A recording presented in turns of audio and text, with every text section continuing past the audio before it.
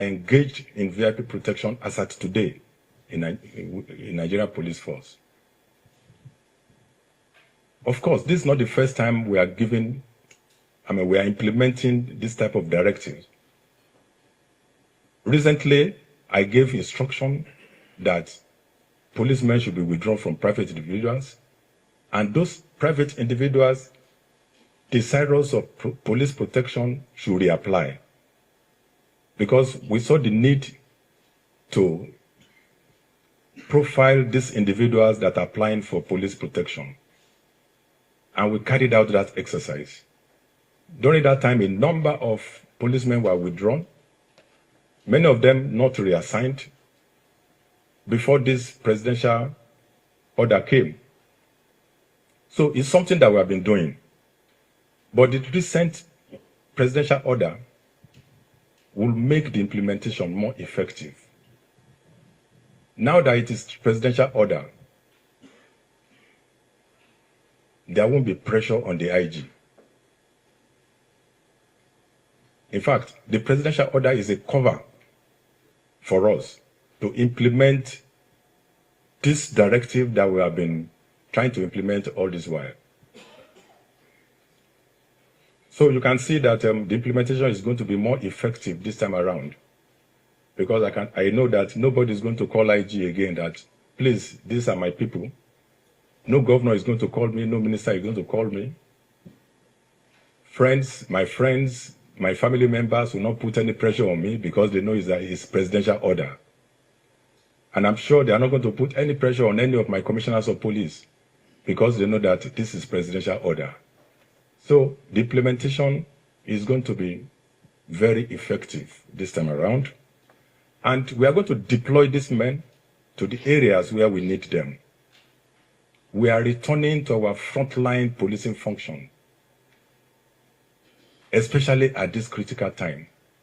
Every time we are talking of manpower need, manpower shortage, and now that we have surplus of 11,566 that are coming, we are redeploying to core policing functions, is going to help us a lot. We will not neglect the welfare of these men. Mr. President, who gave this instruction, knows very well, he knows more than all of us. He knows very well that the welfare of these men is important. We are doing. And what happened is unfortunate, and we don't have excuses for it. And if you listen to my speech, I made it clear that we are not going to relent until all our vulnerable communities are protected from the attack by criminal gangs in this country. I also made it clear that one attack on a vulnerable community is bad enough, and we are not going to tolerate it. And that peace maintained at one location but violated at another location is not peace. Therefore, we are not going to sleep, and we are not going to give ourselves accolades until all our communities in Nigeria are protected and no further attack on any vulnerable community in Nigeria. This is our commitment. We are committed to it. We will do everything within our resources. We will continue to improve on our strategies. We will continue to stay ahead of these criminal elements. But let it be known that the fact that there is a breach, we should not be condemned. People should not forget that every day police make arrests, we make recovery of weapons from these criminal gangs. We are doing our best, and we'll continue to do the best for this country.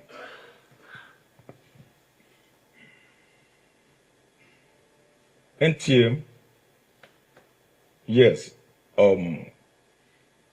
yes, we have already withdrawn 11,566 personnel. We have given directives for that.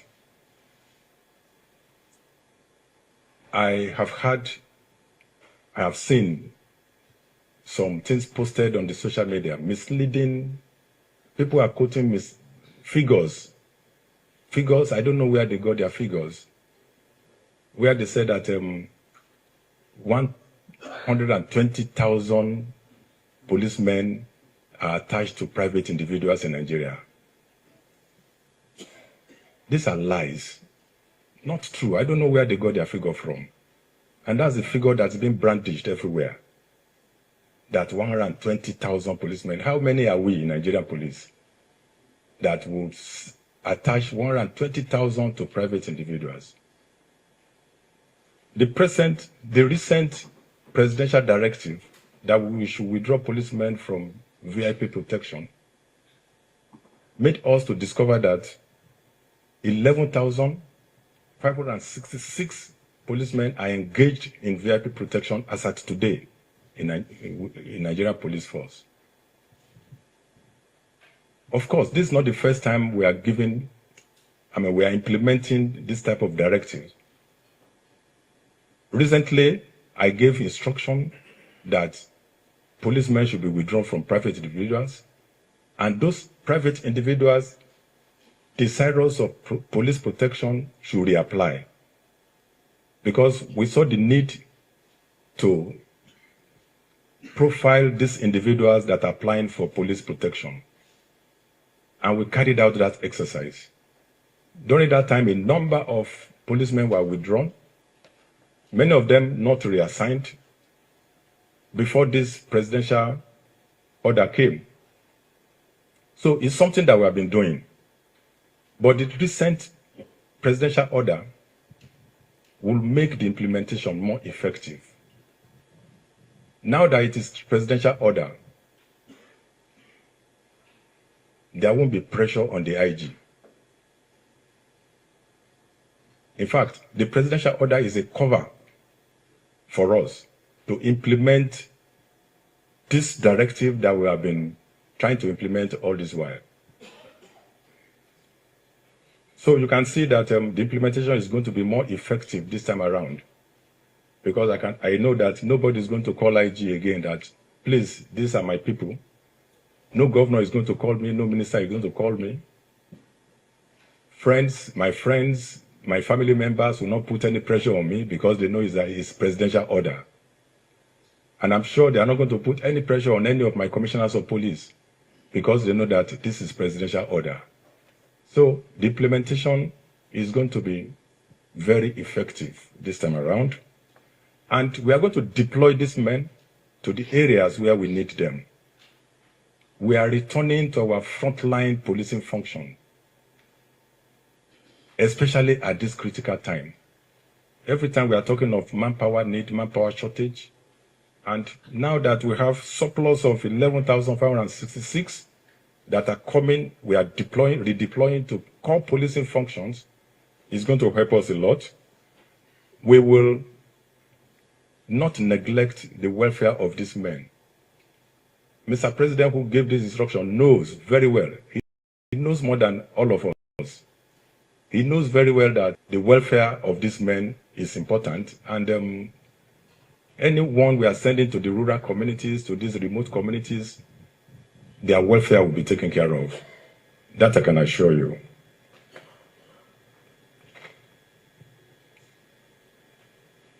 Then there is another one on recruitment and the concern raised on what we are doing to guide against recruiting into the police.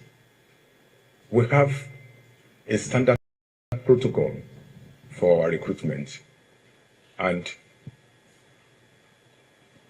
anyone that is coming into the police will go through a screening exercise. It's rigorous. And if a saboteur manages his way into the police, the system that is operating in the police presently will fish him out. And it will be difficult for us to identify such people and show them the way out.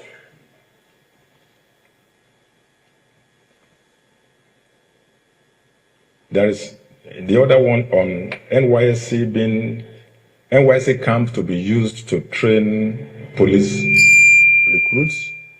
Yes, it's going to be the first time we are going to experiment that because of the emergency situation that we are in right now.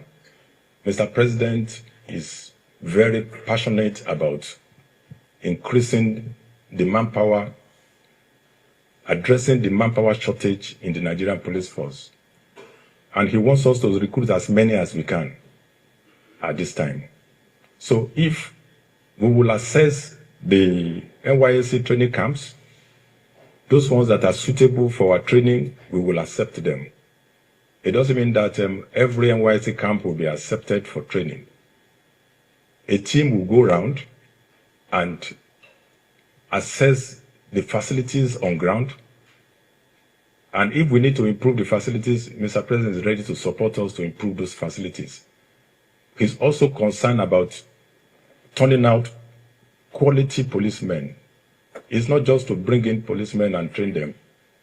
He also wants us to have quality people in the police, and we are committed to ensuring that.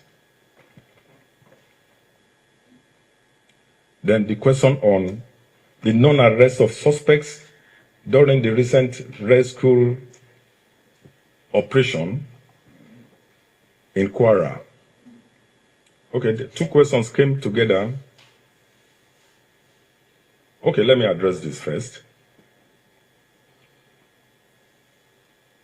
When individuals are abducted and taken into captivity, our first concern is the rescue, safe return of those victims to their families. That's our first concern. We will work towards getting those victims released, rescued, then before we even think of any other thing. It's not the first time we will do it. We have been doing it. Every time we announce rescue of abducted victims, every time. It's not the Kwara incident is not the first. It's something we have been doing regularly. I don't want to say much about this, but if you must know that our first concern is the rescue of those victims from their captors. Once we get them rescued, then any other thing can follow. You remember the abduction of those 20 medical students earlier in the year. Of course, it was in the public space, so I can talk about that. We mounted so much pressure on this criminal gang, on the abductors. We deployed all our assets, critical assets. With so much pressure on them, they became afraid that at a time they have to abandon the mission, and they let the students go. After we picked the students, we rescued them, then we know what we did. So we won't say more than that. Yeah, that's it.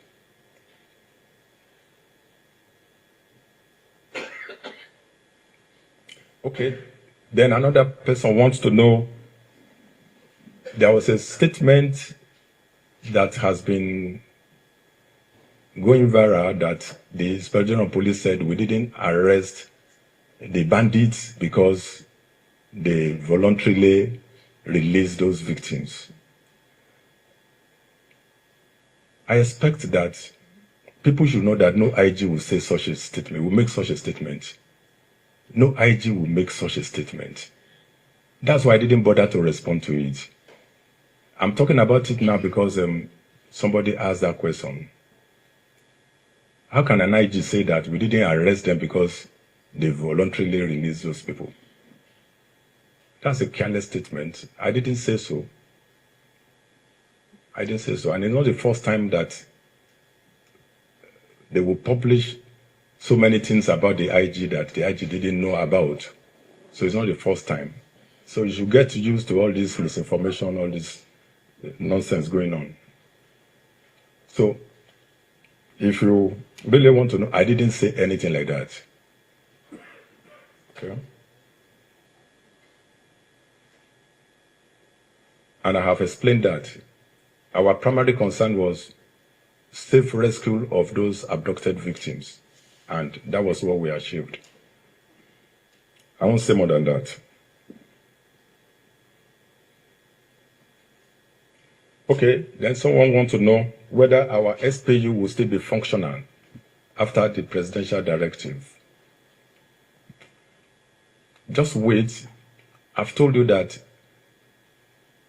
we have commenced the implementation of presidential directive.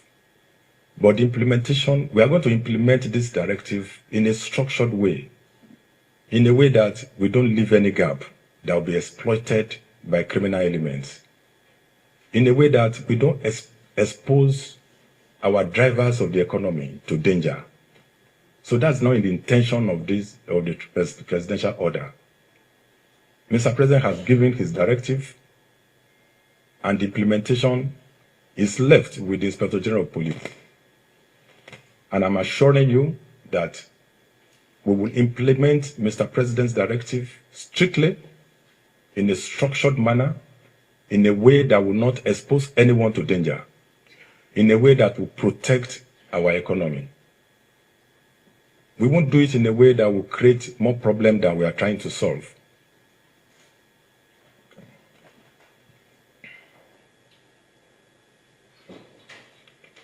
Okay.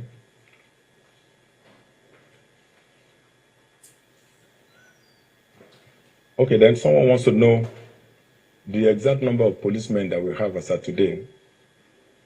If I tell you I know that number, if I say I can give you accurate number right now, I can give the accurate number, but not immediately. Because I don't know how many have been dismissed yesterday from different commands. I don't know how many have retired just before I came into this hall. I don't know how many have resigned just before I came into this hall. I don't want to talk about dying.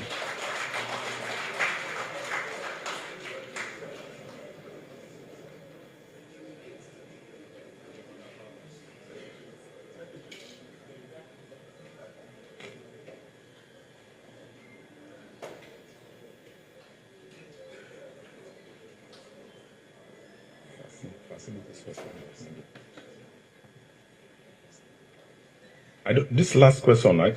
Are you talking about facilities for training of new recruits? If you are talking about facilities for training of new recruits, I can assure you that Mr. President has set up a committee that has already gone around all the training schools and has seen the needs to revamp all these our training institutions. So that is ongoing, but what we have now can train the number that we want to recruit. So that's what I can tell you immediately. So thank you. A nation's security is not measured by the absence of threats, but by the disciplined actions taken to prevent those threats, neutralize them, and taken after the threats strike. Senior officers, let this be our guiding charge as we convene here today. While our collective efforts to maintain law and order across the country remain highly commendable, we must acknowledge that recent events that have punctured the peace we have worked tirelessly to preserve. The ugly abduction of 38 worshippers in Christ Apostolic Church, Okeishegun, Eruku Community, Ekiti Local Government Area of Kwara State on 18th November 2025. The abduction of 25 school girls from Government Girls Comprehensive Secondary School, Magatown, in Kebbi State, on 17 November 2025, and the brazen attack on St. Mary's Catholic School, Papiri Community, Agwara Local Government Area, Niger State, in the early hours of 21st November 2025, all stand as grim reminders that a single breach anywhere is a disruption of peace everywhere in Nigeria. These incidents, though swiftly and professionally responded to, have created a momentary impression in some quarters that we are not working. We may not be doing enough, but definitely it is not that we are not working. We are actually doing something. But as leaders, we must hold ourselves to a higher standard. We have no excuses. We will not relent until all our vulnerable communities are protected against the attacks of bandits. Peace maintained in one location and violated in another is not peace. In the immediate, we are neither going to sleep nor give ourselves accolades until every pupil abducted from St. Mary Catholic School in Niger State is rescued unhurt and united with their families. We have done it before, and we shall not retreat. In the Kwara and Kebbi incidents specifically, we immediately deployed adequate tactical assets and activated strong joint operations with sister security agencies, leading to the successful rescue of all victims unhurt. This coordinated outcome reflects what is possible when our systems work as they should. Yet, it also underscores how much more we must do to stay ahead of emerging threats. In the recent incidents recorded across Kebbi State and Kwara State, the Nigerian Police Force demonstrated the strength of coordinated response, acting swiftly, professionally, and with tactical clarity. Through seamless collaboration with other security agencies, the state governments, and trusted community leadership structures, coordinated by the Office of the NSA, we were able to ensure the safe rescue of kidnapped victims and the successful reunion of those citizens with their families. These outcomes reaffirm an important principle of modern policing and internal security management. Crime is defeated fastest when response is unified, intelligence-driven, and operationally coordinated. This template of action must now be institutionalized as our standard. We have seen, more than ever before, that security agencies are aligning strategy, sharing intelligence, and synchronizing operations at unprecedented levels, and Nigerians are increasingly witnessing the results of this cooperation in real time. Therefore, I state firmly, there is no viable alternative to collaboration. Fragmented response creates opportunity for criminals, but unified response removes it. In this regard, the force will continue to sustain intelligence-backed interagency operations to contain and dismantle the activities of armed bandits, terrorists, kidnappers, and all violent threat actors operating across our internal security theaters. We will intensify shared intelligence channels, strengthen joint tactical deployments, and maintain lawful coordinated pressure until crime and criminal intents are driven down to the lowest possible level across the country. However, recent developments also made one thing clear, that citizens expect more, and rightly so. Public confidence remains rooted in policing impact, not policing intention. To honor this mandate and stay ahead of criminal strategy, we must constantly reevaluate, adapt, and innovate.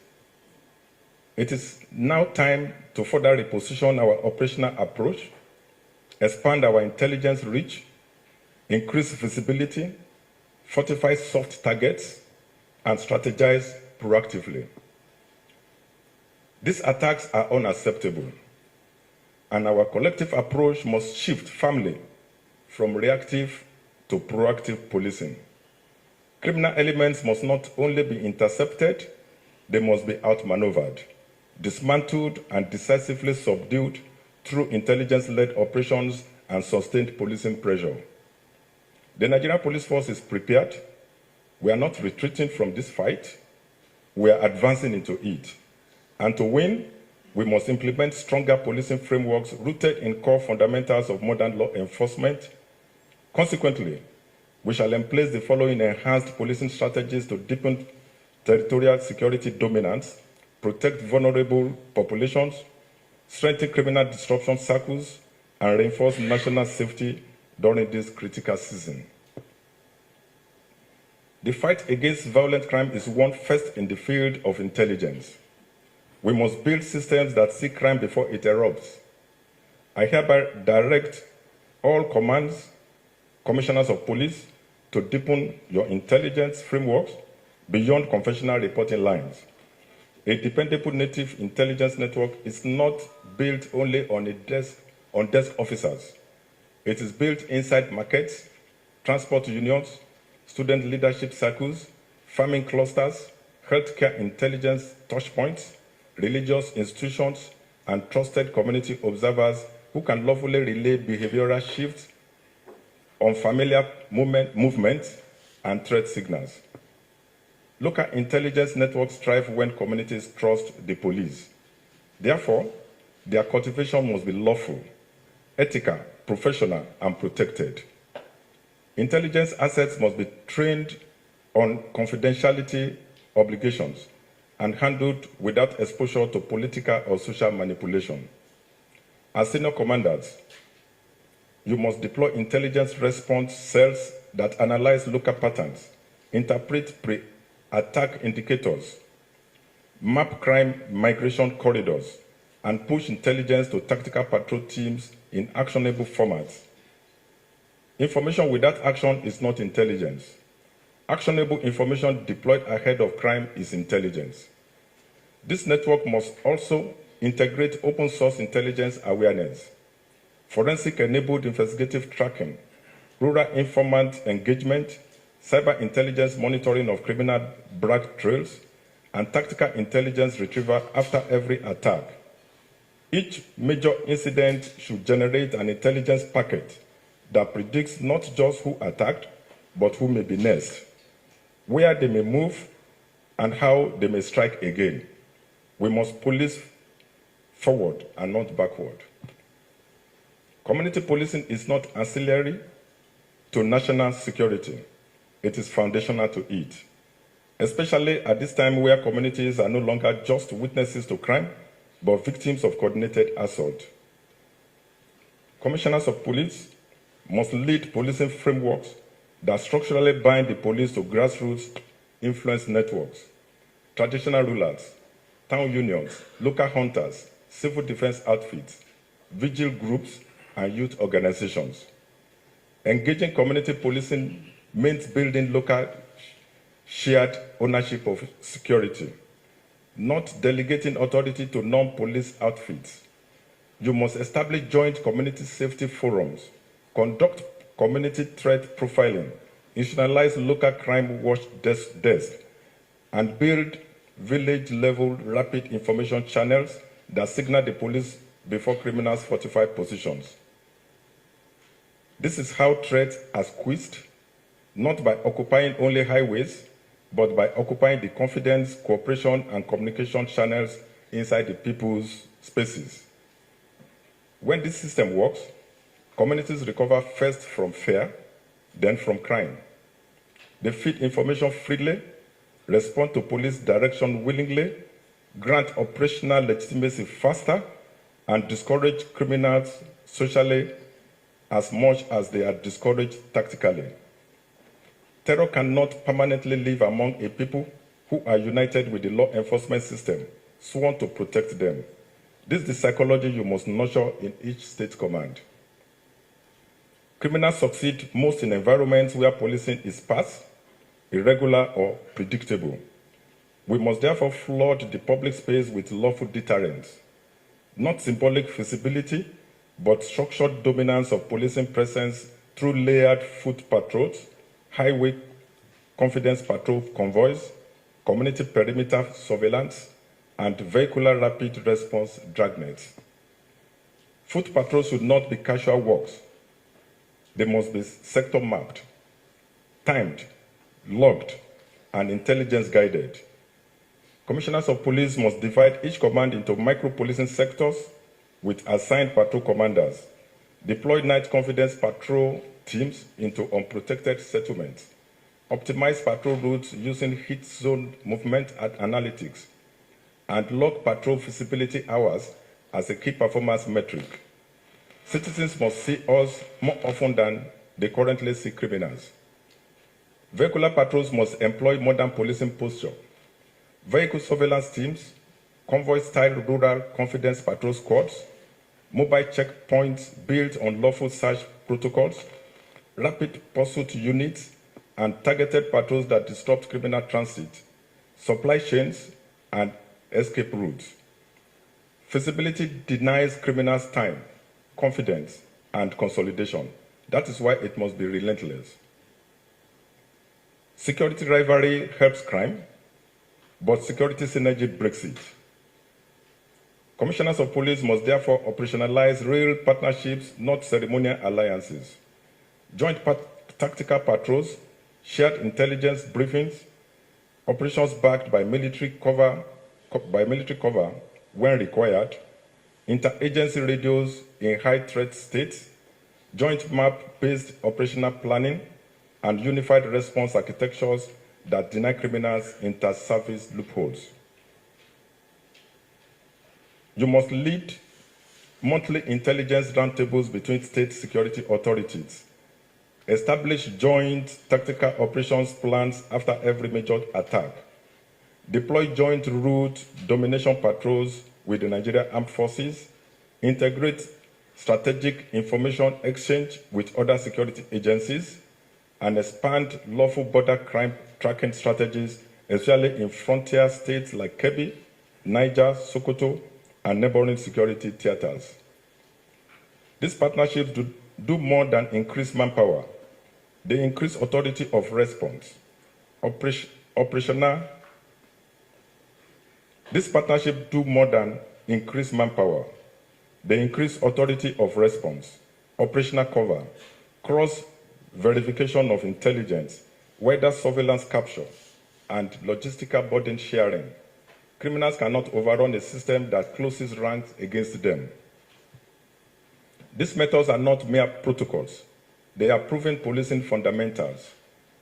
When properly deployed, they bolster deterrence, improve response times, provide communities psychological relief, disrupt criminal planning cycles, and lead to higher operational success rates. Nigeria wins when the police works ahead of crime rather than behind it. Our strategic success also lies in unity of action. We must sustain the ongoing partnerships. These audits should not be academic exercises. They must translate into deployment outcomes. Strengthen perimeters, increase policing presence. Deploy anti-attack intelligence channels. Assign intelligence officers for early warning detection. Re-engineer local safety partnership frameworks with school principals, proprietors, religious leaders, faith institutions, youth watchdog councils, and township defense committees to ensure free flow of threat signals directly into tactical police cells. The recent presidential directive on the withdrawal of police personnel deployed for VIP protection is a strategic and deliberate realignment of our national policing priorities. This policy decision is rooted not in sentiment, but in necessity, reflecting the current security demands of our nation and reinforcing the fundamental purpose for which the police force exists.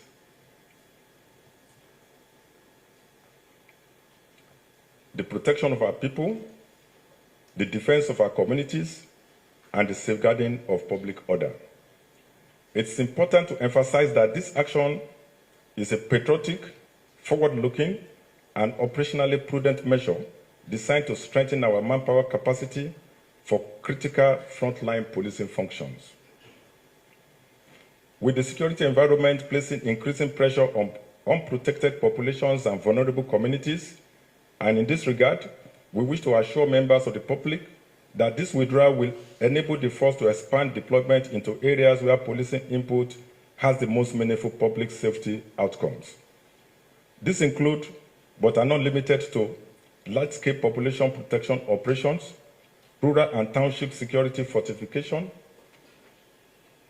intensified police visibility and patrol spread, investigative response expansion, and tactical containment of emerging violent threats. Simply put, this policy ensures that more officers are repositioned from personalized security duties to collective public protection responsibilities, where their presence and operational impact are most urgently required. However, while we move decisively to implement this directive, we must also act responsibly to manage its execution. We are mindful of the risk of misinterpretation, misinformation, and exploitation by undesirable elements who may seek to capitalize on the situation for personal or political advantage, or attempt to create narratives that undermine public confidence. To guard against this, the force will release detailed implementation modalities in due course, outlining clear processes, timelines, safeguards, and accountability measures. These modalities will be communicated internally first and subsequently to the public through the appropriate professional channels in a structured and controlled manner. This phased approach is necessary to prevent opportunistic actors from weaponizing ambiguity, spreading disinformation, or impersonating authority in ways that could distort or compromise the intent of this initiative. We are committed to ensuring that this process strengthens policing, preserves institutional integrity, and eliminates any window for actors who operate outside legitimate security frameworks to mislead or cash in on the transition. However, following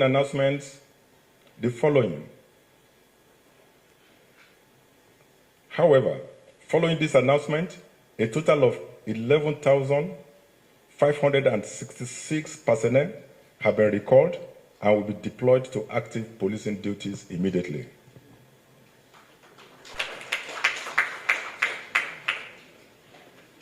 Let me assure you, senior officers, that this is not a retreat from responsibility, but a reclamation of it. It's a testament of who we are, what Nigeria requires of us, and the urgency of our mandate at this time. It's a call to reinforce policing where it truly matters, and to demonstrate clearly, confidently, and publicly that the Nigerian Police Force is not only active in response to threats, but intentional in restructuring for victory against them. Since our last meeting, officers across our state commands and specialized units have upheld the finest traditions of service, exhibiting bravery, professionalism, and steadfast commitment, even in the most challenging operational environments. Within this period, the Nigerian Police Force has achieved notable operational outcomes across strategic formations and tactical response structures, including a total of 8,202 suspects were arrested for various offenses. Out of these are 451 armed robbery suspects, 356 kidnapping suspects, 534 murders through culpable homicide suspects, 173 persons for unlawful possession of firearms, 312 suspected rapists, 282 suspected cultists were also arrested, while 6,095 suspected persons were arrested for other serious offenses. 249 assorted firearms and 20,000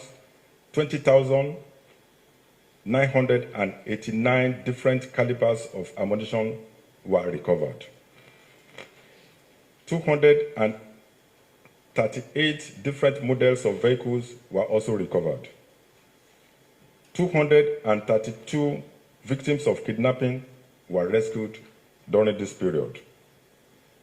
Furthermore, as we approach the festive season, the nation will witness its highest annual travel cycle, citizens returning home to celebrate with family and communities. Criminals may seek to exploit the road. Therefore, the roads must be decisively dominated by feasibility policing and preparedness. I hereby charge each state command to activate festive deployment and feasibility plans. This will include expanded highway patrol teams, reinforced foot patrol units at motor parks, anti-robbery dragnet patrols on high-traffic roads, intelligence-backed vehicular patrol fleets for rural corridors, and inter-service collaboration patrols to guarantee route safety across all national highways, border access roads, township entry-exit routes, market transit belts, and community travel corridors. Employ the use of artificial intelligence in your policing strategies, including the use of drones and other technical assets.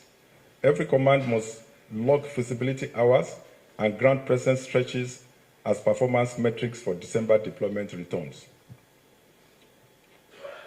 Let me, at this juncture, thank the President of the Federal Republic of Nigeria and Commander-in-Chief of the Armed Forces, President Bola Ahmed Tinubu, GCFR, for his consistent leadership, strategic guidance, and unwavering support to the Nigerian police force. His recent pledge of renewed federal backing, especially towards strengthening our operational logistics, including recruitment, mobility capacity, equipment, revamping our training institutions, and welfare frameworks, signals the confidence the government continues to place in our institution. On behalf of the entire Nigerian police force, we acknowledge His Excellency's partnership and assure Mr. President and the citizens that we will justify this trust through outcomes and not excuses. Senior officers, Nigeria cannot afford policing pauses, and we will not give it one. We are the lawful custodians of internal security, the protectors of communities, the responders to crises, and the institution citizens look to when fear rises. The country must continue to see us not as participants in the security struggle, but leaders in the security solution. At this time, the Nigerian police force must not be seen to be resting on its laurels. We are and must remain the most visible guidance of public safety, internal security, and constitutional order under the laws of the Federal Republic. In this moment, we reaffirm our readiness and our resolve to act. Nigeria depends on us, and we will not fail her. As I close this address, I urge you all to return to your respective commands with renewed urgency, clarity of strategy, courage of command, and determination of execution. I thank you. May God bless you all. God bless the Federal Republic of Nigeria.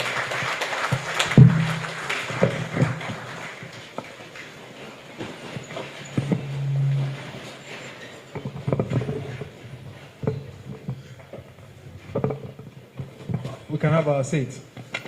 Thank you.